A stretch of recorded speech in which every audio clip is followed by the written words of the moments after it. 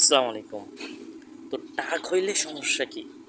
এটাই তো বুঝতেছি না। মানে টাক হয়ে মানুষের সামনেই যাওয়া যায় না। যে দেখে সে হাসাহাসি করে অথবা মানে ঠাট্টা বিদ্রূপ করে। এগুলো কেন? এটাই তো বুঝি না।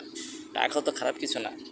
তো নবী সাল্লাল্লাহু ৩ ভাবে চুল কাটতেন, বাবরি রাখতেন অথবা চুল সমান রাখতেন অথবা টাক হইতেন এরকম বর্ণনা আছে। তো এটা সমস্যা কি? এটা তো বুঝি না। আপনি যদি ট্রাক হন অথবা অন্য কেউ যদি ট্রাক হয় সেক্ষেত্রে কিন্তু একই বিষয়গুলো কিন্তু ফেস করতে হয়। বন্ধু বান্ধবের সামনে গেলে ঠাট্টা বিদ্রূপ করে, ঠিক আছে? আসলে এটাই প্রবলেম, কি বুঝি না।